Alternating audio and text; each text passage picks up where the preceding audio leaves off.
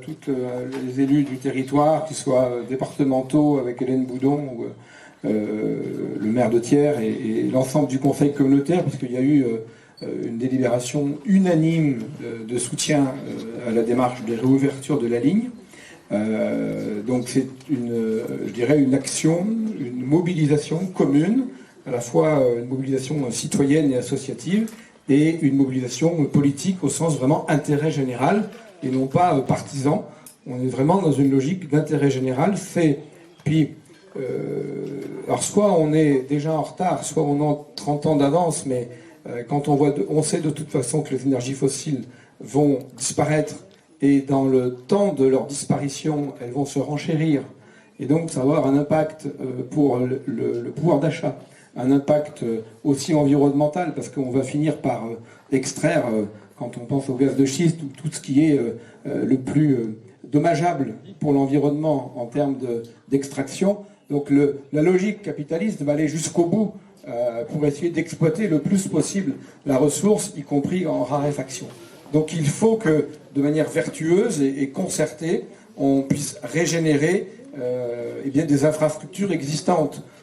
Ok, la Troisième République, on n'a peut-être pas la même façon de l'invoquer selon l'histoire qu'on en pense, mais la Troisième République, c'est aussi l'équipement du pays en infrastructure, dans un contexte où le produit intérieur brut était relativement, par rapport au niveau d'équipement, bien moindre.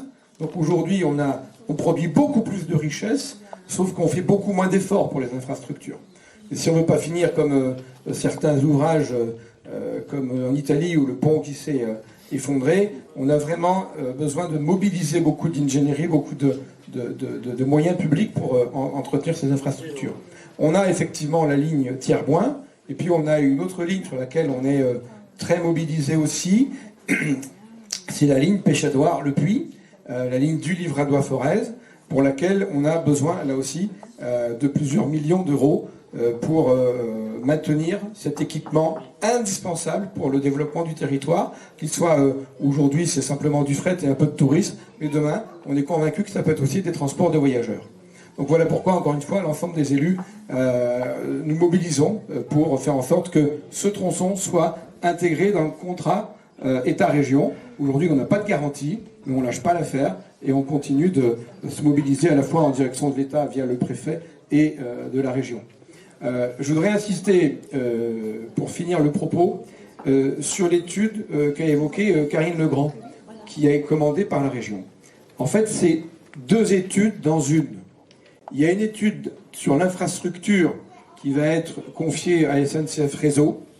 Là, c'est technique, qui va chiffrer le montant de l'investissement pour régénérer la ligne. Et puis, il y a une étude sur les usages. Cette étude sur les usages, elle va être confiée à un établissement public qui s'appelle le CEREMA. Et là, il va falloir une vraie mobilisation des usagers à travers les associations, à travers les collectivités territoriales, à travers les engagements des uns et des autres, parce que c'est à partir de là qu'on va aussi conditionner, enfin la région et l'État vont conditionner leur engagement pour la réouverture de la ligne. Il y a à la fois le coût de l'infrastructure et les usagers, les usages qui pourront être faits de l'infrastructure. Donc il va falloir se mobiliser pour dire oui, si on nous met une gare à Celles, une gare à Chabreloche, on utilisera, si on a besoin, mais que ça a un intérêt et qu'il y aura derrière des usages et des usagers.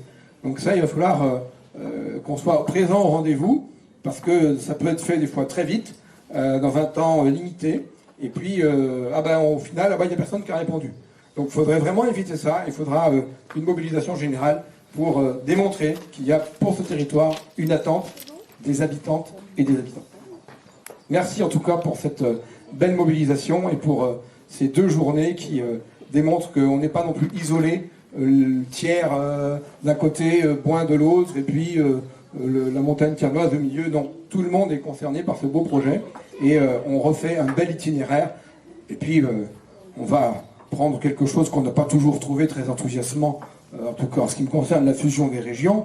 Il faut les prendre au mot, tous celles et ceux qui ont considéré que c'était un beau projet. Mettez-nous les infrastructures qui vont bien pour le faire vivre.